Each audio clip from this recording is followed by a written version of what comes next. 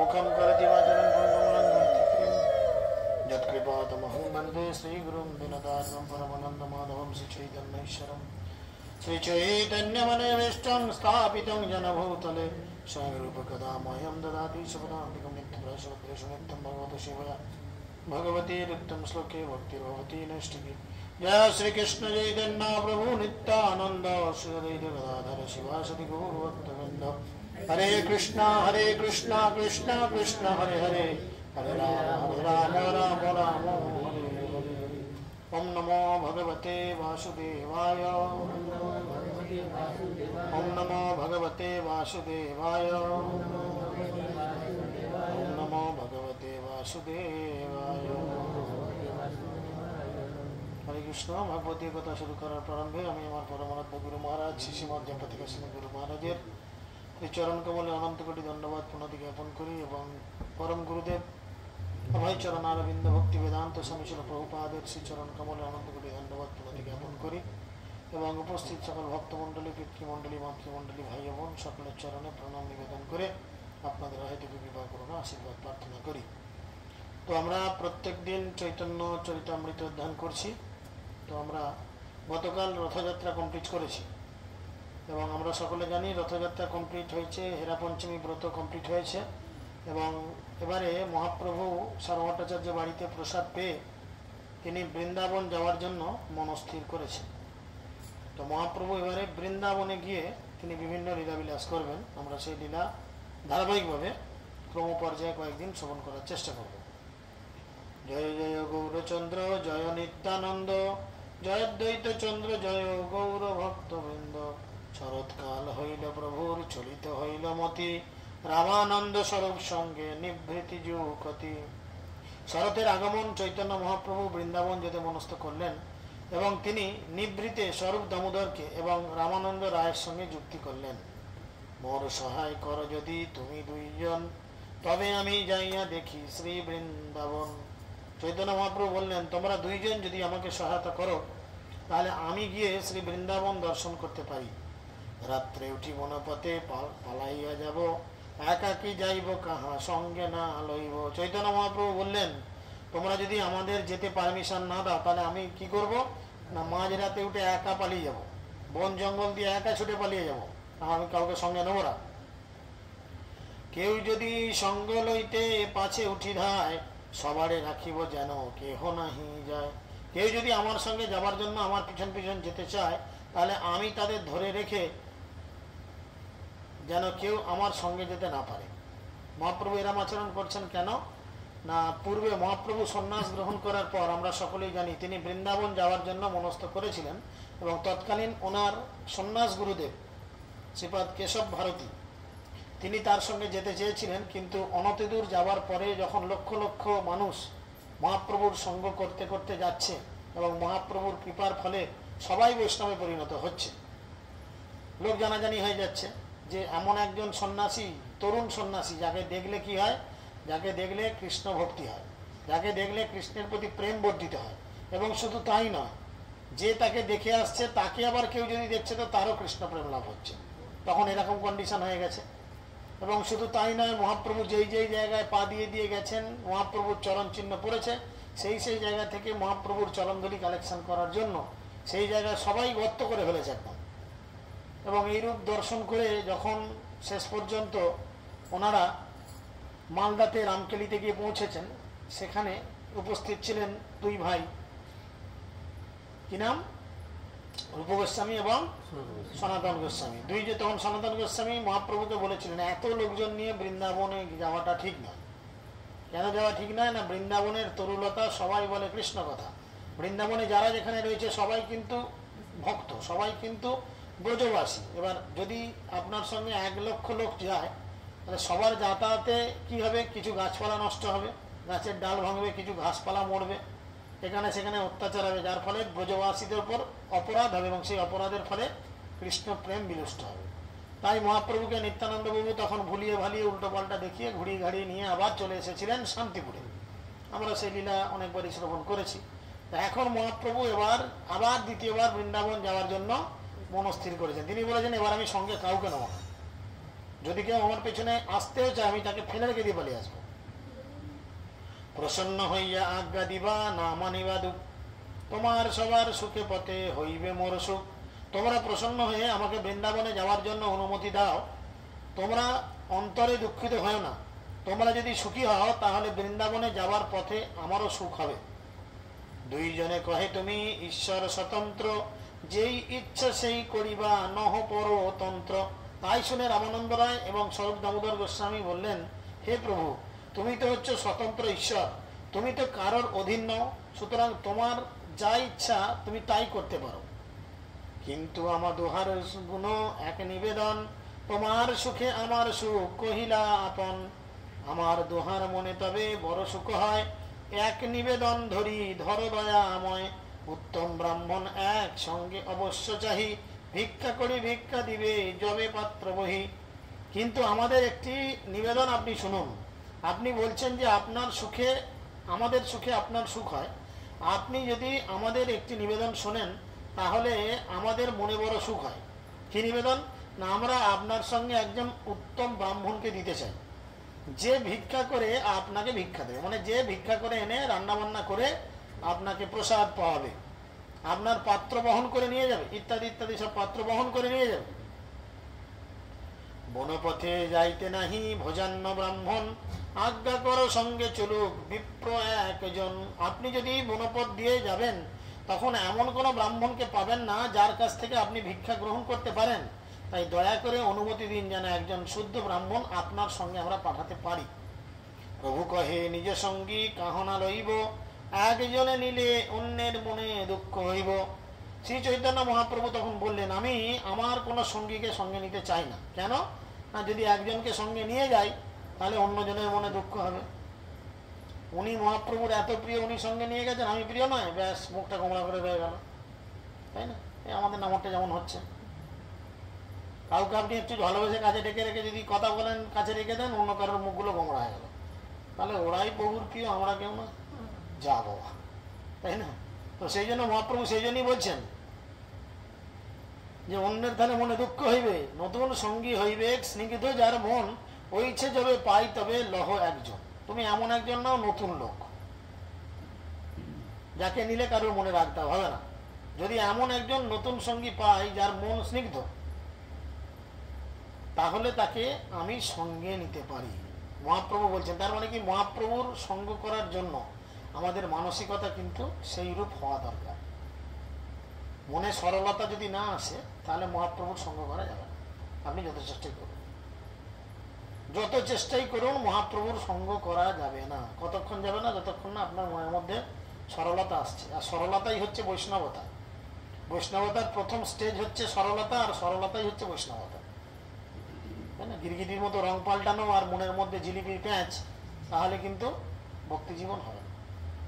লোক দেখানো গোড়া ভজা তিলক মাত্র ধরি, অন্তরেতে অত্যাচার গোড়া ধরে চুরি।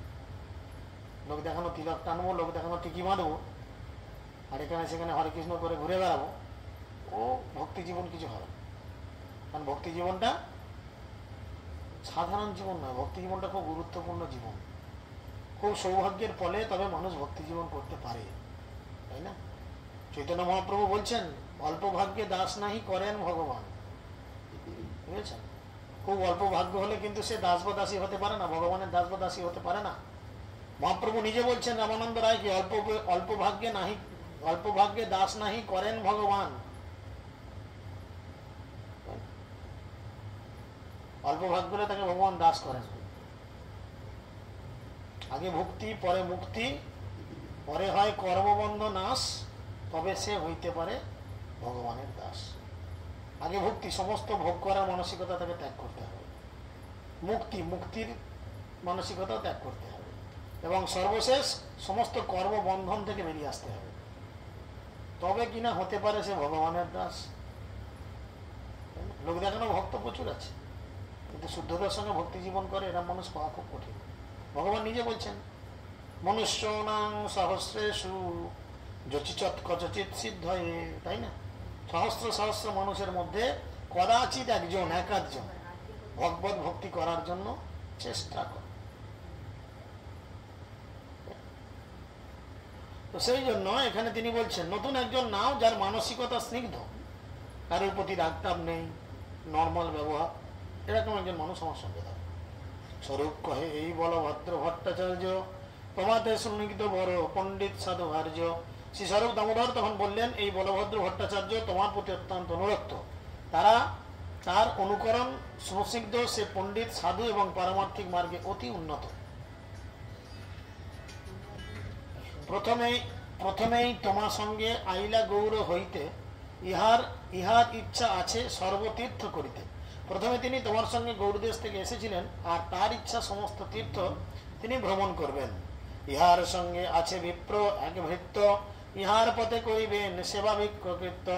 তার সঙ্গে একজন ব্রাহ্মণ ভৃত্য আছেন, যিনি পথে আপনার জন্য রন্ধন করতে পারবেন এবং আপনার অন্যান্য সেবাও সে করতে পারবে। ইহার সঙ্গে লহ যদি সবার সুখ হয়, বনপথে যাইতে তোমার নাহিব কোনো দুঃখ। তুমি যদি তাকে সঙ্গে নিয়ে যাও তাহলে তোমার সুখ হয় এবং বনপথ দিয়ে যেতে তোমার কোনো কষ্ট হবে না। সেই বিপ্রবহি নিবে ব্রহ্মাণ্ড ভজন, ভট্টাচার্য ভিক্ষা দিবে করি ভিক্ষাটন। সেই ব্রাহ্মণটি তোমার বস্ত্র কমণ্ডল বহন করে নিয়ে যাবে, আর বলভদ্র ভট্টাচার্য ভিক্ষা করে তোমার জন্য রন্ধন করবেন। তাহার বচন প্রভু অঙ্গীকার কইল, বলভদ্র আচার্যে অঙ্গীকার করে নিল। প্রাতঃকালে ভক্তগণ প্রভু না দেখিয়া অন্বেষণ করি ফিরিয়ে ব্যাকুল হইয়া। সকালবেলা ভক্তরা চৈতন্য মহাপ্রভুকে ঘুম থেকে উঠে আর দেখতে পাচ্ছেন না, সবাই ব্যাকুল হয়ে তার খোঁজাখুঁজি আরম্ভ করলেন। স্বরূপ গোসাই সবাই কইল নিবারণ, নিবৃত হইয়া রহে সবে জানি প্রভুর মন। তখন স্বরূপ দামোদর গোস্বামী সবাইকে নিবৃত করলেন এবং চৈতন্য মহাপ্রভুর ইচ্ছা জানতে পেরে তারা সবাই চুপচাপ হলেন, যে মহাপ্রভু কাউকে কিছু না বলে তিনি বৃন্দাবন বেরিয়ে গেছেন। প্রসিদ্ধ পথ ছাড়ি প্রভু উপপথে চলিলা, কটক ডাহিনে করি বনে প্রবেশিলা। প্রসিদ্ধ রাজপথ পরিত্যাগ করে চৈতন্য মহাপ্রভু উপপথ তৈরি করে চলতে লাগলেন এবং কটককে দক্ষিণে, ডান দিকে কটককে রেখে সোজা বাঁয়ে মহানদীর গায়ে গায়ে তিনি বনের পথ তৈরি করে নিয়ে চললেন। নির্জনে বনে চলে প্রভু কৃষ্ণ নাম লইয়া, হাতি ব্যাঘ্র পথ ছাড়ে প্রভুরে দেখিয়া। শ্রী চৈতন্য মহাপ্রভু যখন নির্জন বনের মধ্যে দিয়ে কৃষ্ণ নাম গ্রহণ করতে করতে যাচ্ছিলেন, তখন হাতি ব্যাঘ্র এবং হিংস্র পশুরা মহাপ্রভুকে দেখে পথ ছেড়ে দিচ্ছে। তাহলে চিন্তা করুন, রাস্তাঘাটে আমরা অনেক বিপদে পড়ি, অনেক সুন্দরী মেয়েরা রয়েছেন রাস্তাঘাটে টনটিটকারি পড়ে, তো তারা যদি এই হরিনামকে গ্রহণ করে তাহলে কি হবে? হাতি বাঘ হিংস্র জন্তু যদি মহাপ্রভুর মতো হরিনাম শুনে পথ ছেড়ে দেয়, এরাও কিন্তু আপনাকে দেখে সমস্ত পথ পরিষ্কার করে দিবে। তাই জন্য তিনি কি করলেন, ওইভাবে চলতে লাগলেন। পালে পালে ব্যাঘ্র হস্তি গন্ডার শুকরগণ, তার মধ্যে আবেশে প্রভু করিলা গমন। মহাপ্রভুকে দেখে প্রেমাবিষ্ট হয়ে বনের মধ্যে দিয়ে যখন তিনি যাচ্ছেন, তখন পালে পালে বাঘ মহাপ্রভুর সঙ্গে যাচ্ছে। পালে পালে বাঘ, হাতি, গন্ডার, শুকর সবাই এসেছে, মহাপ্রভু তাদের মধ্যে দিয়ে গমন করছে। দেখুন সবাই এলো, কিন্তু কেউ কারোর উপর হিংসা দেখালো না। বাঘ হিংস্র জন্তু, সে যখন একটা গরু বা একটা হরিণ বা একটা ওর থেকে দুর্বল কোনো প্রাণীকে পাবে, তার তো ঝাঁপিয়ে তাকে কামড়ে খেয়ে নেওয়া উচিত। কিন্তু মহাপ্রভুর কৃষ্ণ নামে মাতোয়ারা হয়ে তারা কিন্তু কেউ কাউকে আক্রমণ করলো না, কেউ হিংসাত্মক মনোভাব নিয়ে চললো না, সবাই মহাপ্রভুর সঙ্গে আনন্দ করতে করতে চললেন। দেখি ভট্টাচার্য মনে হয় মহাভয়, প্রভুর প্রতাপে তারা এক পাশে হয়। প্রভুর সঙ্গে যে রয়েছেন ভট্টাচার্য, বলভদ্র ভট্টাচার্য, সে তো ভয়ে কখনো মহাপ্রভুর ডান দিকে কখনো বাঁ দিকে হাত ধরে ধরে যাচ্ছে। এই বোধহয় বাঘ কামড়ে দিল, এই বোধহয় সিংহ লাফিয়ে উঠলো, এই বোধহয় আমাকে গন্ডারে সিং ভরে দিল পেটে, এই চিন্তা করতে সে ভয়ে ভয়ে ছুটছে। মহাপ্রভুর কোনো ভয় নেই। একদিনই পথে ব্যাঘ্র করিয়াছে শয়ন, আবেশে তার গায়ে প্রভুর লাগিল চরণ।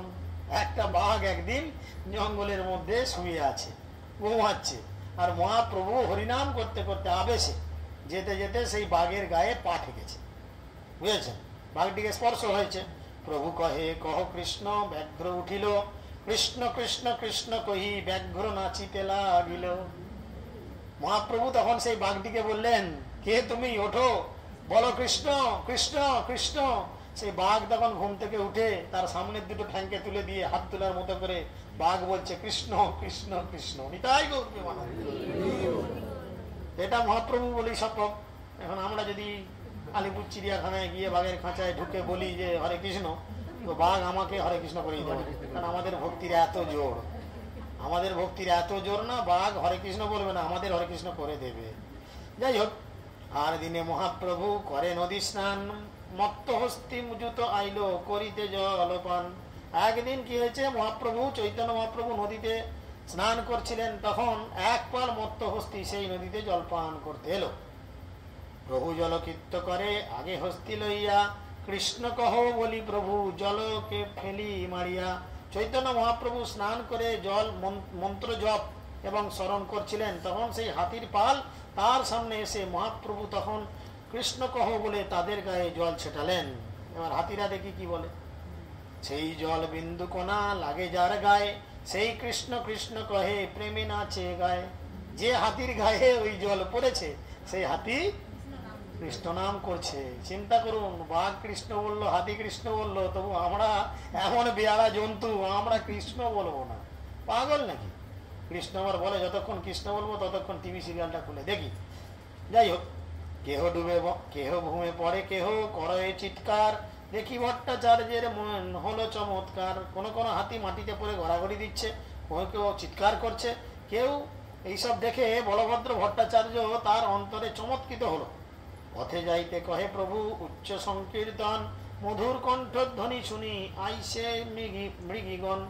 পথে যেতে যেতে চৈতন্য মহাপ্রভু উচ্চ ঈশ্বরে হরিনাম করছিলেন, আর তার মধুর কণ্ঠস্বর শ্রবণ করে হরিণরা যারা যেখানে ছিল মহাপ্রভুর সঙ্গে নৃত্য করতে করতে মহাপ্রভুর সঙ্গে চলতে থাকেন। ডাইনে বামে ধ্বনি শুনি যায় প্রভু সঙ্গে, প্রভু তার অঙ্গে মুছে শ্লোক পরে রঙ্গে। সেই কীর্তনের মধুর ধ্বনি শুনে হরিণীরা মহাপ্রভুর উভয় পার্শ্বে তার সঙ্গে চলতে লাগলো। চৈতন্য মহাপ্রভু তাদের গা মুছে দিয়ে গভীর ঔৎসুক্য সহকারে একটি শ্লোক পড়লেন। হরিণের গা গুলো মহাপ্রভু হাত বুলিয়ে দিলেন, দিয়ে একটা শ্লোক পড়লেন। কি শ্লোক? ধন্য স মিড়মতা উপি হরিণ্য এটা জানন্দ নন্দম উপান্ত বিচিত্র কেশবম অকর্ণ বেনুতিরন সৎকৃষ্ণ সংসার পূজম মধু বিচিত্রম প্রলয়ালোকই। এই নির্বোধ হরিণীরা বড়ই ধন্য। এই শ্লোকের অর্থ, এই নির্বোধ হরিণীরা বড়ই ধন্য, যেহেতু তারা অত্যন্ত আকর্ষণীয় বেশে সজ্জিত নন্দনন্দনকে পেয়ে এবং তাদের বংশীধ্বনি শ্রবণ করে কৃষ্ণসার মৃগদের সঙ্গে প্রণয়পূর্ণ দৃষ্টির দ্বারা তাদের পূজা করেছিলেন। এই হরিণরা কেন মহাপ্রভুকে পেলেন না, সেই ঝুলন যাত্রার সময় যখন কৃষ্ণ বাঁশি বাজাতে বাজাতে সেই স্থানে ঢুকেছিল, হরিণরা সেখানে এসেছিল, গাছের ফাঁক দিয়ে দিয়ে মুখ বার করেছিল। সেই যে নন্দনন্দন কৃষ্ণকে তারা এক জীবনে দর্শন করেছিলেন, সেই দর্শন করার স্বীকৃতির জন্য পরবর্তী জীবনে সেই সমস্ত হরিণরা মহাপ্রভুর হাতের স্পর্শ পেয়ে নিজেদের জীবন ধন্য করলেন। হেনকালে ব্যাঘ্র তথা আইল ৫-৭ হরিণ এসছে, ফেভারিট মাংস বাঘের। হেনকালে ব্যাঘ্র তথা আইল ৫-৭ ব্যাঘ্র মিগড়ি মিলি চলে মহাপ্রভুর সাথ।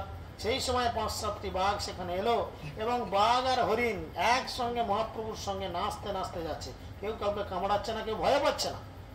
দেখি মহাপ্রভুর বৃন্দাবন স্মৃতি হইল, বৃন্দাবন গুণ বর্ণন শ্লোক পড়িল। বাঘ এবং হরিণীরা তাকে অনুসরণ করতে দেখে শ্রী চৈতন্য মহাপ্রভু বৃন্দাবনের কথা মনে পড়ে গেল। বৃন্দাবনের গুণ বর্ণনা করে তিনি একটি শ্লোক পড়লেন। যত্র নৈসর্গ দুর্বয়ৈ সহ সনানি মৃগোদয় মিত্রানি অর্জিত আবাস দ্রুত রুত তদৎকিনম। বৃন্দাবন ভগবানের চিন্ময় ধাম, সেখানে ক্ষুধা তৃষ্ণা অথবা ক্রোধ নেই। বৃন্দাবনে কেউ রেগে যায় না, তাই না?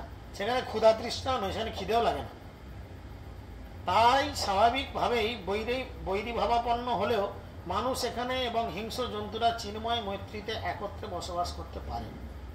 আপনি দেখুন, পৃথিবীতে আজকে কোথাও একান্নবর্তী পরিবার আছে? কোথাও নেই। ভাই ভাই আলাদা, বাপ মায়ের একটা ছেলে সেও আলাদা, স্বামী স্ত্রীও আলাদা হয়ে যাচ্ছে, হচ্ছে না? ডিভোর্স হয়ে যাচ্ছে অথবা ছাড়াছাড়ি, বা চাকরির জন্য স্বামী থাকে বিদেশে, বউ থাকে এখানে, সে বিয়ে করেই কি লাভ? সেই বৈবাহিক জীবনের তো কোনো লাভ নেই। স্ত্রী রইল এক জায়গায়, স্বামী রইল এক জায়গায়, লোক দেখানো বিয়ে, তাই না? তো এরকম অবস্থা ছাড়াছাড়ি চলে যাচ্ছে। কিন্তু কৃষ্ণ ভাবনামৃত আন্দোলনের মধ্যে লক্ষ্য করে আপনি দেখুন, শ্রীল প্রভুপাদ এমন একটা সংসার বানিয়েছেন, যেই সংসারে কোটি কোটি মানুষ আশ্রয় নিয়েছে। কারুর মত অভিন্ন হয়েছে? কেউ বলেছে যে আমি সংসার দাবানল করবো না, মঙ্গল আরতি করবো না, এই সিস্টেমে ভোগ লাগাবো না, আমি আমার খেয়াল খুশি মতো ভোগ লাগাবো। কেউ কেউ আছে এরকম, নিজেরা মুরলি করে, ওস্তাদি করে, ভুল করে। যাই হোক, সেগুলো দেখবেন অনেক দীক্ষিত ভক্তই কিন্তু এই ধরনের ভুলগুলো করে। তো সেই ভুলগুলো আমাদের নিজেদের সংশোধন করার প্রয়োজন, নাহলে কিন্তু ভগবত ভক্তিতে আমাদের অনেক সমস্যা। নাহলে ভগবত ভক্তিতে আমাদের অনেক সমস্যা। ওই কানপুর এলাকাতে অনেক ভুল করছিল টোটাল এলাকার ভক্তরা, বিশাল একটা ভুল চলছিল। জানি না আপনাদের মধ্যে সেরকম কিছু রয়েছে কিনা। যাক, সেগুলো মাঝে মধ্যে নিজেরা ঝালাই করতে পারলে ভালো। যারা জানে তাদের নিয়ে অন্তত মাঝে মধ্যে বসে যে আমরা ঠিক না ভুল সেটা ঝালাই করা দরকার, তাই না? যেমন ভোরবেলা যখন মঙ্গল আরতি করা হয় তখন প্রথম ফুল দেওয়া হয় না তুলসী পাতা দেওয়া হয়? হ্যাঁ, এটাই তো ভুল। আমার প্রশ্ন আপনি বুঝেছেন, উত্তর আপনি দিয়েছেন, আর সাফাই গাইতে হবে, ঠিক আছে? ফুল প্রথম কাকে দেওয়া হবে বলেন তো? পালমত ফুল প্রথম কাকে দেওয়া হবে? আপনি কাকে দেন?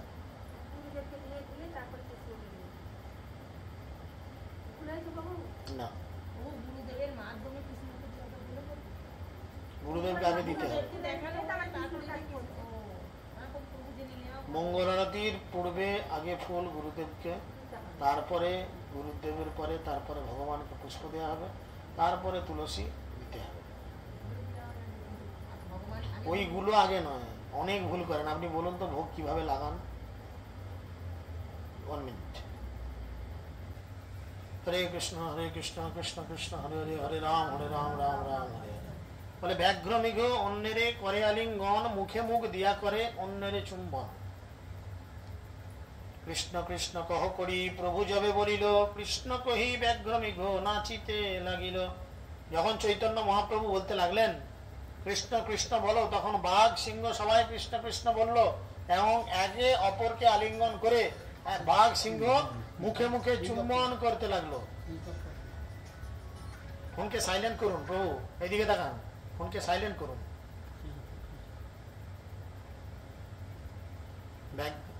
কৌতুক দেখিয়া প্রভু হাসিতে লাগিলা, তাহা সবেকে তাহা ছাড়ি আগে চলি গেলা। সেই কৌতুক দেখে চৈতন্য মহাপ্রভু হাসতে লাগলেন এবং তাকে ছেড়ে এগিয়ে চললেন। ময়ূরাদি পক্ষীগণ প্রভুরে দেখিয়া সঙ্গে চলে কৃষ্ণ বলি নাচে মত্ত হইয়া। ময়ূর আদি সমস্ত পাখিরা চৈতন্য মহাপ্রভুকে দর্শন করে তাদের সঙ্গে চলতে লাগলেন এবং কৃষ্ণ প্রেমে উন্মত্ত হয়ে কৃষ্ণ নাম গ্রহণ করে নাচতে লাগলেন। হরি বল বলি প্রভু করে উচ্চ ধ্বনি, বৃক্ষলতা প্রস্ফুলিত সেই ধ্বনি শুনি। চৈতন্য মহাপ্রভু যখন উচ্চ ঈশ্বরে বলতে লাগলেন, হরিবোল করে চিৎকার করতে লাগলেন, তখন সেই ধ্বনি শুনে বৃক্ষলতা সবাই খুব প্রফুল্লিত হতে লাগলো। ঝাড়িখণ্ডে স্থাবর জঙ্গম আছে যত, কৃষ্ণ নাম দিয়া কইল প্রেমেতে উন্মত্ত। এইভাবে ঝাড়িখণ্ডের বনে সমস্ত স্থাবর জঙ্গম জীবেদের কৃষ্ণ নাম দান করে চৈতন্য মহাপ্রভু প্রেমে উন্মত্ত হয়ে গেলেন। যেই গ্রাম দিয়া যান যাহা করেন স্থিতি, সেসব গ্রামের লোকের হয় কৃষ্ণ প্রেম ও ভক্তি। মহাপ্রভু যেই যেই গ্রামের মধ্যে দিয়ে যান এবং রাত্রেবেলা যেই যেই গ্রামে অবস্থান করেন, সেই গ্রামের সমস্ত লোকের কৃষ্ণ ভক্তি লাভ হয়। কেহ যদি তার মুখে শুনে কৃষ্ণ নাম, তার মুখে আন শুনে তার মুখে আন। সবে কৃষ্ণ হরি বলি নাচে কান্দে হাসে, পরস্পরায় বৈষ্ণব হইল সর্বদেশে। যারা চৈতন্য মহাপ্রভুর মুখে কৃষ্ণ নাম শুনেছিলেন তারা নিরন্তর কৃষ্ণ নাম করতে শুরু করলেন। তাদের মুখে কৃষ্ণ নাম শুনে অন্যরাও নিরন্তর কৃষ্ণ নাম করতে শুরু করলেন। এইভাবে সকলকে কৃষ্ণ হরি বলে নাচিয়ে কেঁদে হেসে প্রেমে উন্মত্ত করেছিলেন। এইভাবে পরস্পরায় সারা দেশ তখন বৈষ্ণবে পরিণত হয়েছিল। এধার দিয়ে যদি একটু আসতো, অন্তত আমাদের এই লোকগুলো কিছু সাইজ হতো। যদ্যপি প্রভু লোকের সংঘটের স্থাসে, প্রেমে গুপ্ত করেন বাহিরে না পারে প্রকাশে। তথাপি তার দর্শন শ্রবণ প্রভাবে সকল দেশের লোক হইল বৈষ্ণবে। যদিও চৈতন্য মহাপ্রভু লোকের ভিড় হওয়ার ভয়ে তার প্রেম গুপ্ত রাখার চেষ্টা করেন, বাইরে প্রকাশ করেন না, তথাপি তাকে দর্শন করে এবং তার মুখে হরে কৃষ্ণ মহামন্ত্র শ্রবণ করার প্রভাবে সারা দেশের লোক বৈষ্ণবে পরিণত হয়ে গেল। তিনি কিছুটি প্রকাশ করতে চাইছেন না, তার মধ্যে কি কোয়ালিটি আছে। তিনি জানেন আমি যদি প্রকাশ করি লোক পাগল হয়ে গিয়ে আমার পেছনে ছুটবে, তাই তিনি কি করলেন, নিজেকে চেপে রাখলেন। কিন্তু তার দর্শন যাবে কোথায়? শাক দিয়ে মাছ ঢাকা যায়, মাছের গন্ধ ঠিক বেরোবে, ঠিক সেরকম মহাপ্রভু যতই মুখ ঢেকে রাখুক, মুখে কথা না বলুক, তার মুখ দর্শন করে আর তার মুখে হরিনাম শুনে সবাই কৃষ্ণ প্রেমে বিহ্বল হয়ে বৈষ্ণব হতে আরম্ভ করলো। গৌরবঙ্গ উৎকল দক্ষিণ দেশ গিয়া লোকের নিস্তার কইল আপনে ভ্রমিয়া। এইভাবে চৈতন্য মহাপ্রভু গৌরবঙ্গ উৎকল দেশ এবং দক্ষিণ ভারতে স্বয়ং ভ্রমণ পূর্বক কৃষ্ণ ভাবনাময় অমৃত বিতরণ করে সমস্ত জীবেদের উদ্ধার করেছিলেন। মথুরা যাইবার ছলে আইসেন ঝাড়িখণ্ডে, ভিল্ল প্রায় লোক তাহা পরম পাষণ্ডে। মথুরা যাওয়ার পথে চৈতন্য মহাপ্রভু ঝাড়িখণ্ডের বনে আসেন। সেখানকার লোকেরা ছিল ভিলদের মতো, তারা ছিল সম্পূর্ণ নাস্তিক এবং পরম পাষণ্ড। নাম প্রেম দিয়া কইল সবারে নিস্তার, চৈতন্যের গুরলীলা বুঝিতে শক্তিকার। কৃষ্ণ নাম এবং কৃষ্ণ প্রেম দান করে চৈতন্য মহাপ্রভু তাদের সকলকে উদ্ধার করেছিলেন এবং চৈতন্য মহাপ্রভুর গুরলীলা বোঝার শক্তিকার রয়েছে। বন দেখি ভ্রম হয় এই বৃন্দাবন, শৈল দেখি মনে হয় এই গোবর্ধন। খেপা খেপছে এবার একটু একটু করে।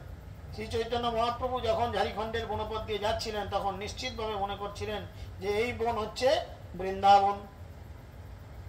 আর তিনি যখন কোনো পাহাড় দেখতে পেতেন তখন মনে হতো এই পর্বত হচ্ছে গোবর্ধন পাহাড়। আমরা ট্রেনে করেও বৃন্দাবন যাওয়ার পথে যখন আমরা গয়া কোডারমা ইত্যাদি জঙ্গলগুলো পেরোই তখন দেখতে পাই ঘন জঙ্গল, জঙ্গলের মাঝে মাঝে দূরে দেখা যায় পাহাড়। মহাপ্রভু যখন গেছেন তখন তো আরো বেশি ঝোপ জঙ্গল, তখন তা তো পরিষ্কার পরিচ্ছন্ন শহর গজিয়ে ওঠেনি, তখন আরো ঝোপ জঙ্গল। তিনি দেখছেন যেখানে পাহাড় দেখছেন ভাবছে গোবর্ধন, আর বন দেখছেন ভাবছে বৃন্দাবন। যাহা নদী দেখে তাহা মনয় কালিন্দী, মহাপ্রেম বেশে নাচে প্রভু পরে কান্দি। তেমনি তিনি যখন কোনো নদী দেখতেন তখন তার ভ্রম হতো যে এই নদী হচ্ছে কালিন্দী বা যমুনা। এইভাবে মহাপ্রেমে আবিষ্ট হয়ে চৈতন্য মহাপ্রভু নাচতেন এবং কখনো কখনো ক্রন্দন করতেন। পথে যাইতে ভট্টাচার্য শাকমূল ফল, যাহা যেই পায়েন তাহা করে লয়েন সকল। পথে যাইতে যাইতে বলভদ্র ভট্টাচার্য শাক ফল পাকড় যা পেতেন সব সংগ্রহ করে রাখতেন। যে গ্রামে রহেন প্রভু তথায় ব্রাহ্মণ, 5-7 জন আসি করে নিমন্ত্রণ। যখনই চৈতন্য মহাপ্রভু কোনো গ্রামে যেতেন সেখানকার 5-7 জন ব্রাহ্মণ এসে তাকে নিমন্ত্রণ করতেন। কেহ অন্ন আনি দেয় ভট্টাচার্য স্থানে, কেহ দুগ্ধ দধি, কেহ ঘৃত খণ্ড আনে। কেউ ভট্টাচার্যকে ভাত দিয়ে যেতেন, কেউ দুধ দিয়ে যেতেন, কেউ ঘি দই মিছরি ইত্যাদি দিতেন। যাহা বিপ্র নাহি তাহা শূদ্র মহাজন, আশিস হবে ভট্টাচার্যরে করে নিমন্ত্রণ। যেসব গ্রামে ব্রাহ্মণ ছিল না তা সত্ত্বেও তারা শূদ্র মহাজন অর্থাৎ তারা অব্রাহ্মণ পরিবারের ভক্ত, তারাও এসে বলভদ্র ভট্টাচার্যকে নিমন্ত্রণ করে যেতেন। ভট্টাচার্য পাক করে বন্য ব্যঞ্জন, বন্য ব্যঞ্জন প্রভুর আনন্দিত মন। কখনো কখনো বলভদ্র ভট্টাচার্য বন থেকে সংগ্রহ করা শাক পাতা দিয়ে একটা তরি তরকারি রান্না করে দিতেন। সেই ব্যঞ্জন খেয়ে চৈতন্য মহাপ্রভু অত্যন্ত আনন্দিত হতেন, তাই না? তাই আমাদের যা পাই শাক পাকা ছিঁড়ে ছুঁড়ে ঠিক খাওয়া যায়। 2-4 দিনের অন্ন রাখেন সংহতি, যার শূন্য বন লোকের নাহিক বসতি। তাহা সেই অন্ন ভট্টাচার্য করে পাক, ফলমূলে ব্যঞ্জন করে বন্য নানা শাক। কখনো কখনো ভট্টাচার্য 2-4 দিনের জন্য অন্ন রাখতেন, যেখানে লোক বসতি শূন্য বন সেখানে সেই অন্ন তিনি পাক করতেন এবং বন্য শাকসবজি ফল পাকড় দিয়ে বিভিন্ন ব্যঞ্জন রান্না করতেন। পরম সন্তোষে প্রভুর বন্য ভোজনে, মহাসুখ পান যে দিনে রহেন নির্জনে। এইভাবে বন্য ভোজন মহাপ্রভু পরম সন্তুষ্ট হতেন। এইভাবে নির্জনে থেকে তিনি খুব ভালোবাসতেন, নির্জনে থাকতে তিনি খুব ভালোবাসতেন। ভট্টাচার্য সেবা করে স্নেচ্ছে জৈসে দাস, তার বিপ্র বহে জলপাত্র বহির্বাস। বলভদ্র ভট্টাচার্য দাস স্নেহে চৈতন্য মহাপ্রভুর সেবা করতেন এবং তার সহকারী ব্রাহ্মণ চৈতন্য মহাপ্রভুর জলপাত্র বহির্বাস বহন করতেন। নির্ঝরতে উষ্ণদক স্নানে 3 বার, 2 সন্ধ্যা অগ্নিত্যাপ কষ্টে অপার। নির্ঝরের উষ্ণ জলে চৈতন্য মহাপ্রভু দিনে 3 বার স্নান করতেন। সকালে সন্ধ্যায় অনেক কাঠ দিয়ে আগুন জ্বালিয়ে আগুনও পোয়াতেন। নিরন্তর প্রেমাবেশে নির্জনে গমন, সুখ অনুভব প্রভু কহেন বচন। শোনো ভট্টাচার্য আমি গেলাম বহুদেশ, মনপথে দুঃখের কাহা নাহি পাই নুলেশ। নিরন্তর ভগবত প্রেমে আবিষ্ট হয়ে চৈতন্য মহাপ্রভু সেই সব নির্জন বনপথ দিয়ে যখন যাচ্ছিলেন, তখন তিনি একদিন গভীর আনন্দ অনুভব করে বলভদ্র ভট্টাচার্যকে বললেন, আমি বনপথে বহু দূর পথ ভ্রমণ করলাম, কিন্তু আমার এতটুকু কষ্ট হলো না। কৃষ্ণ কৃপালু আমার, বহুত কৃপা কইলা, বনপথে আমি আনি আমায় বড় সুখ দিলা। কৃষ্ণ বড় কৃপাময়, তাই কৃষ্ণ আমাকে বনপথ দিয়ে নিয়ে এসে তিনি আমাকে অনেক সুখ দিয়েছেন। পূর্বে বৃন্দাবন যাইতে করিলাম বিচার, মাতা গঙ্গা ভক্ত জনে দেখিব একবার, ভক্তগণ সঙ্গে অবশ্য করিব মিলন, ভক্তগণের সঙ্গে লইও যাইব বৃন্দাবন। পূর্বে আমি মনস্থ করেছিলাম যে বৃন্দাবন যাওয়ার পথে মা গঙ্গা এবং ভক্তদের আরেকবার দর্শন করব এবং ভক্তদের সঙ্গে নিয়ে বৃন্দাবনে যাব। এত ভাবি গৌর দেশে করিনু গমন, মাতা গঙ্গা ভক্ত দেখি সুখী হইল মন। এইভাবে সংকল্প করে আমি গৌর দেশে গিয়েছিলাম। আমার মা গঙ্গা ভক্তদের দেখে আমি অত্যন্ত সুখী হয়েছিলাম। ভক্তগণে লইয়া তবে চলিলাম রঙ্গে, লক্ষ কোটি লোক তাহা আইল আমার সঙ্গে। কিন্তু আমার সঙ্গে লক্ষ লক্ষ লোক এসে জুটে গেল। সনাতন মুখে আমার কৃষ্ণ, কৃষ্ণ আমায় সনাতন মুখে আমার কৃষ্ণ শিখাইল, তাহা বিঘ্ন করিব না পথে লইয়া আইল। এইভাবে আমি বহু লোক নিয়ে বৃন্দাবন যাচ্ছিলাম, কিন্তু সনাতন গোস্বামী আমাকে শিক্ষা দিলেন। কৃষ্ণ সনাতন গোস্বামীর মুখ দিয়ে আমাকে শিক্ষা দিলেন। সেই পথে বিঘ্ন সৃষ্টি করে তিনি আমাকে বনপথে নিয়ে এসেছেন। কৃপার সমুদ্র দিন হীন দয়াময়, কৃষ্ণ কৃপা বিনা কেন সুখ নাহি হয়। শ্রীকৃষ্ণ কৃপার সমুদ্র, তিনি দিন অধপতিত জীবেদের প্রতি বিশেষভাবে দয়াময়। তার কৃপা ব্যতীত কখনো সুখ লাভ করা যায় না। কৃষ্ণর কৃপা পেতে গেলে নিজেকে সব থেকে বড় দিন করতে হয়। দিন মানে দৈনতা আনতে হয়। দৈনতা, গরিব টরিব ব্যাপার নয়, গরিব বড় লোকের ফ্যাক্টর কিছু নেই। কি আনতে হয়? দৈনতা আনতে হয়। দৈনতা কিভাবে আসবে? কিভাবে আসবে? এই মাতাজি বলুন, বলুন, ঘাল লাগলে হবে? দৈনতা পাল মাতাজি, দৈনতা কিভাবে আসবে? আপনি ঘাড় নাচ্ছেন মানে আপনি তো দৈনতা নিজের মধ্যে তাহলে আনতে পারবেনই না। আর দৈনতা না হলে তো কৃষ্ণ আসবেই না।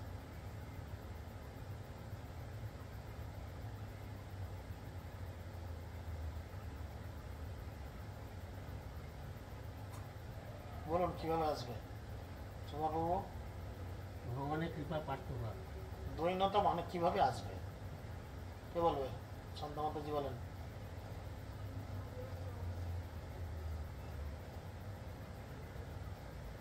দৈনতা কিভাবে আসবে? কত সোজা পয়েন্ট, বোকার মতো সব বকে যায়।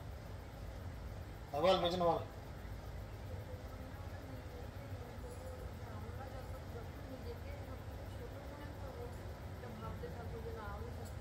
শুধু মনে করলেই কি হবে?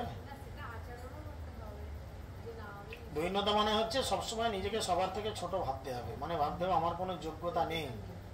তো সেইভাবে দৈন্যতা আসা যায়। আর যতক্ষণ না দৈন্যতা আসে, কৃষ্ণ কিন্তু কৃপা করে না। কৃপার সমুদ্র কৃষ্ণ, দীনহীনে দয়াময়। তিনি দীন এবং দৈন্য ব্যক্তিকে কৃপার সমুদ্রে স্নান করান। দীন এবং যারা দৈন্য তাদের তিনি কৃপার সমুদ্রে স্নান করান। কৃষ্ণ কৃপা বিনা কেউ সুখ নাই পায়, আর এই কৃষ্ণর কৃপা ছাড়া কারোর জীবনে সুখ আসতে পারে না। ভট্টাচার্য আলিঙ্গিয়া তারে কহিল, তোমার প্রসাদে আমি এত সুখ পাইল। চৈতন্য মহাপ্রভু তখন বলভদ্র ভট্টাচার্যকে আলিঙ্গন করে বললেন, তোমার কৃপার প্রভাবেই আমি এত সুখ পেলাম। তেহা কহেন, তুমি কৃষ্ণ, তুমি দয়াময়, অধম জীব মুই মোরে হইল সদয়। বলভদ্র ভট্টাচার্য বললেন, প্রভু তুমি হচ্ছে স্বয়ং কৃষ্ণ, তাই তুমি বড় দয়াময়। আমি একজন অত্যন্ত অধপতিত জীব, কিন্তু আমার প্রতি তুমি বড় সদয় হয়েছ। মুই ছাড়ত মুই মরে তুমি সঙ্গে লই আইলা, কৃপা করি মরে হতে প্রভু তুমি ভিক্ষা কইলা। প্রভু তুমি কৃপা করে তোমার সঙ্গে আমাকে এনেছো। আমি তো বড় অধপতিত, এবং তুমি আমাকে শুধু এনেছো না, আমি তোমার এত কৃপা পেয়েছি যে তোমাকে আমি রান্না করে খাওয়াচ্ছি। এ আমার বড় সৌভাগ্যের বিষয়। অধম কাকে কইলা গরুর সমান, স্বতন্ত্র ঈশ্বর তুমি স্বয়ং ভগবান। আমি হচ্ছি অধম, কাকের তুল্য। পক্ষীদের মধ্যে সব থেকে নোংরা পাখি হচ্ছে কাক। আমি হচ্ছি সেই কাকের তুল্য, আর তুমি আমাকে গরুরের স্থান দিয়েছ। পক্ষীদের রাজাকে গরুর, তুমি স্বয়ং ভগবান। দেখুন, তিনি কিন্তু এখানে নিজেকে দৈন্যতায় ভেবেছে। তিনি যদি ভাবতো যে আমি বামুন বাচ্চা, তোমাকে দয়া করে এনে দিচ্ছি, তবে তুমি খাচ্ছ, ব্যাস তাহলেই হয়ে যেত হরে কৃষ্ণ, তার কেটে যেত। কিছু করার নেই, কিছু করার নেই। তাই জন্যই তিনি তখন একটা সুন্দর শ্লোক পড়ছেন, মুখম করতি বাচলং পঙ্গুম লঙ্ঘয়তে গিরিম যৎকৃপা তম অহং বন্দে পরমানন্দ মাধবম। যার কৃপা বোবাকে বাচাল করতে পারে, পঙ্গুকে গিরি উল্লঙ্ঘন করতে পারে, সেই পরমানন্দ রূপ মাধবকে আমি বন্দনা করি। তুমি হচ্ছে সেই মাধব। সামনে মহাপ্রভু দাঁড়িয়ে আছে, তার পায়ের কাছে হাত জোর করে বসে এই ব্রাহ্মণ বলছে, তুমি হচ্ছে সেই মাধব, যাকে তুমি কৃপা করলে সবকিছু হতে পারে, তাই না? এই মতো বলভদ্র করেন স্তবন, প্রেম সেবা করি তুষ্ট কইল প্রভুর মন। এই মতো নানা সুখে প্রভু আইল কাশী, মধ্যাহ্ন স্নান করি মণিকর্ণিকায় আসি। এইভাবে প্রভু হাঁটতে হাঁটতে হাঁটতে হাঁটতে এবারে সেদিনই পৌঁছে গেলেন কোথায়? কাশীতে পৌঁছালেন। নানা সুখ আস্বাদন করে চৈতন্য মহাপ্রভু কাশীতে উপস্থিত হলেন এবং তিনি সেই কাশীতে প্রচুর ঘাট রয়েছে, কয়েক হাজার কাশীতে ঘাট আছে। তার মধ্যে কতগুলি ঘাট খুব বিখ্যাত, তার মধ্যে একটি ঘাট হচ্ছে মণিকর্ণিকা ঘাট। তো সেই মণিকর্ণিকা ঘাটে তিনি মধ্যাহ্ন করে স্নান করলেন। সেই কালে তপন মিশ্র করে গঙ্গা স্নান, প্রভু দেখি হইল তার কিছু বিস্ময় জ্ঞান। সেই সময় তপন মিশ্র গঙ্গায় স্নান করছিলেন এবং চৈতন্য মহাপ্রভুকে দেখে তিনি অত্যন্ত বিস্মিত হয়েছিলেন। পূর্বে শুনিয়াছি প্রভু করিয়াছেন সন্ন্যাস, নিশ্চয় করিয়া হইল হৃদয়ে উল্লাস। তপন মিশ্র মনে মনে ভাবলেন, আমি শুনেছি মহাপ্রভু নাকি সন্ন্যাস গ্রহণ করেছেন, আমার সামনে কি সেই মহাপ্রভু দাঁড়িয়ে আছে? তিনি খুব উল্লাসিত হলেন। প্রভুর চরণ ধরি করেন রোদন, প্রভু তারে উঠাইয়া কইল আলিঙ্গন। মহাপ্রভু তখন তাকে কোলে তুলে আলিঙ্গন করলেন তপন মিশ্রকে। অ্যাকচুয়ালি বারাণসীতে বা কাশীতে মহাপ্রভু এই তপন মিশ্রের গিয়েতেই অবস্থান করবেন কয়েক মাস। প্রভু লইয়া গেল বিশ্বেশ্বর দর্শনে, তবে আসি দেখে বিন্দু মাধব চরণে। তারপর তপন মিশ্র চৈতন্য মহাপ্রভুকে নিয়ে বিশ্বেশ্বরের মন্দির দর্শন করতে গেলেন। তারপর সেখান থেকে বিন্দু মাধবের মন্দির বা তার পদপদ্ম দর্শন করতে গেলেন। যদিও সৌভাগ্যক্রমে আত্মানন্দ বাবুর কৃপায় আমরা ওই দর্শন করেছি কিনা, গঙ্গার পারে বিন্দু মাধব দর্শন করেছি, আর আমরা কাশী বিশ্বনাথকেও দর্শন করেছি, মাথায় জলও ঢেলেছি। যাই হোক, সেই জন্য মহাপ্রভুকে সেই পথে করেছেন। ঘরে লইয়া আইল প্রভুকে আনন্দিত হইয়া, সেবা করে নৃত্য করে বস্ত্র উড়াইয়া। মহানন্দে তপন মিশ্র চৈতন্য মহাপ্রভুকে তার ঘরে নিয়ে এলেন এবং তার সেবা করে বস্ত্র উঠিয়ে নৃত্য করতে লাগলেন। প্রভুর চরণ উদক সব অংশে কইল পান, ভট্টাচার্যের পূজা কইল করিয়া সম্মান। মহাপ্রভুকে বসিয়ে রেখে মহাপ্রভুর চরণ ধুইয়ে দিলেন এবং সেই চরণ ধৌত জল তারা সব অংশে পান করলেন এবং বলভদ্র ভট্টাচার্যকে খুব সম্মান করে তাকে বসিয়ে রাখলেন। প্রভুরে নিমন্ত্রণ করি ঘরে ভিক্ষা দিল, বলভদ্র ভট্টাচার্যকে দিয়ে পাক করাইল। তপন মিশ্র চৈতন্য মহাপ্রভুকে তার গৃহে ভিক্ষা করতে নিমন্ত্রণ করলেন এবং বলভদ্র ভট্টাচার্যকে দিয়ে তিনি পরিপাক করালেন। ভিক্ষা করি মহাপ্রভু করিল শয়ন, মহিষ্যপুত্র রঘু করে পাদ সম্মাহন। ভিক্ষা গ্রহণ করার পর অর্থাৎ খাওয়া দাওয়ার পর চৈতন্য মহাপ্রভু যখন বিশ্রাম করলেন, তখন তপন মিশ্রের পুত্র রঘু তার পাদ সম্মাহন করতে লাগলো, পা টিপে দিতে লাগলো। প্রভুর শেষান্ন মিশ্র সবংশে খাইল, প্রভু আইয়া শুনি চন্দ্রশেখর আইল। সেখানে আরেকজন শুদ্ধ বৈষ্ণব ছিলেন চন্দ্রশেখর আচার্য, তিনি মহাপ্রভু এসছে শুনে সেখানেও তিনি এসে উপস্থিত হলেন। আর মহাপ্রভুর উচ্ছিষ্ট যা পড়েছিল তপন মিশ্ররা ঘর গোষ্ঠী যা যেটা আছে সবাই প্রসাদ পেল। মিশ্রের সখাতে প্রভুর পূর্বে দাস, বৈদ্যজ্যোতি লিখন বৃত্তি বারাণসী বাস।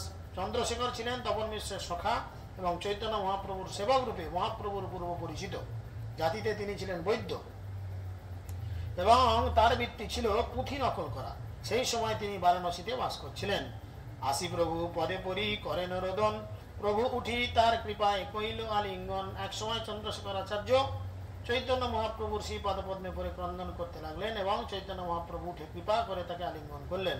চন্দ্রশেখর কহে প্রভুর বড় কৃপা কইলা, আপনে আসিয়া ভিত্তা দর্শন দিলা।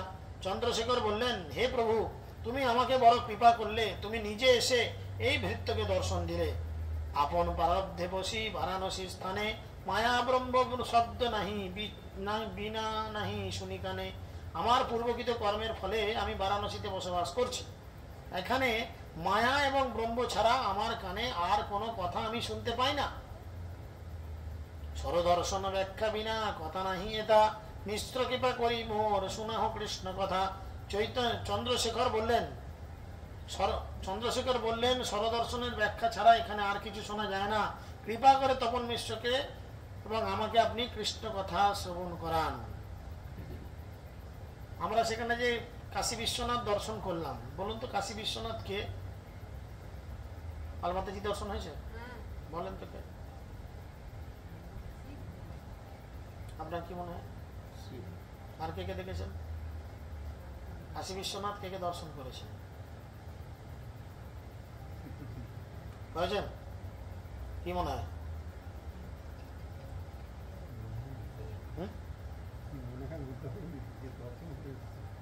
কি মনে হয় বলতে পারবেন না? আপনি তো সুস্থ মস্তিষ্কের মানুষ, পাগল তো নয়। ঝামা বলতে পারেন একটা ইটের, এই তো এরকম একটা ডালা দেখেছি, ইটের ঝামা বলতেই পারেন। আপনার কি মনে হয়? আর কে আপনারা দেখেছেন? কেউ? চিন্তা করুন,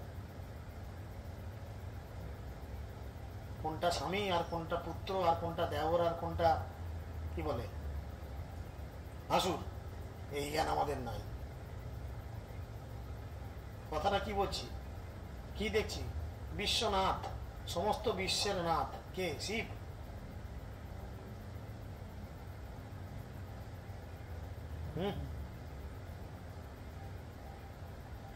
বুঝান?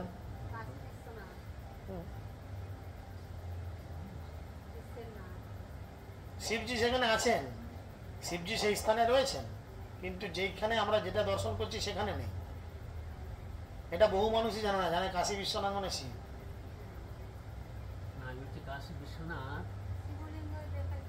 শিবলিঙ্গ আছে, সাইডে আছে,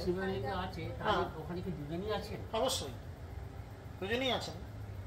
যেটাকে আমরা বিশ্বনাথ দেখছি, সে বিশ্বনাথ কে? বিশ্বের নাথ কে? সমস্ত বিশ্বের নাথ কে? তাহলে আমরা কেন বোকার মতো শিব বলবো? ওই জন্য তীর্থ দর্শন করার পূর্বে না সেই তীর্থের লীলাগুলো যদি আমরা জানি, সাধুগুরু বৈষ্ণবের কাছ থেকে যদি সেই লীলা কথাগুলো শুনি, সেই তীর্থ দর্শন করলে সেই তীর্থ তোমার চোখের সামনে ফুটে উঠবে। এই যে চৈতন্য চরিতামৃত লীলা পর পর পর পর পর পর পড়ে আসা হচ্ছে, যারা ডেলি কন্টিনিউ ক্লাস শুনছে বা অনলাইনে শুনছে বা ইউটিউবে শুনছে, তাদের কাছে চৈতন্য চরিতামৃত নতুন করে পড়ার দরকার নেই, এত সুন্দরভাবে তাদের কাছে বিশ্লেষণ করা হচ্ছে। দেখুন আজকে এই পর্যন্ত আমি যতটা পড়ে আসলাম, কেউ যদি মন দিয়ে শুনে থাকে, কেউ যদি ঘরের কথা চিন্তা করে, মনের কথা চিন্তা করে, সে আলাদা কথা। তাহলে তার চোখের সামনে লেখাটা ছবির মতো ফুটে উঠছে না? যে মহাপ্রভু প্রথমে কি করলেন? মহাপ্রভু দুজনের কাছে পারমিশন চাইলেন। সেই দুজন কি নাম? না না,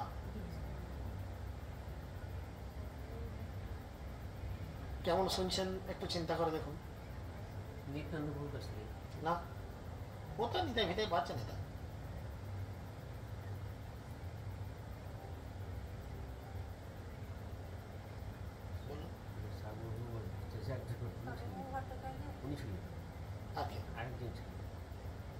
রামানন্দ রায় দুজনের কাছে অনুমতি নিলেন, নিয়ে আসতে চাইলেন, তাই না?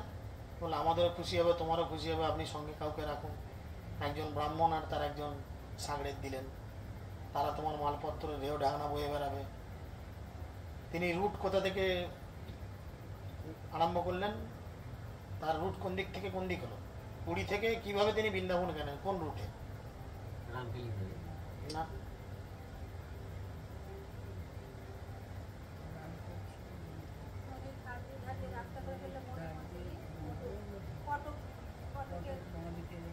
কটকের ডান দিকে রেখে, কটককে বাঁ দিকে রেখে চলে গেলে সোজা সমুদ্রে নেমে যাবেন।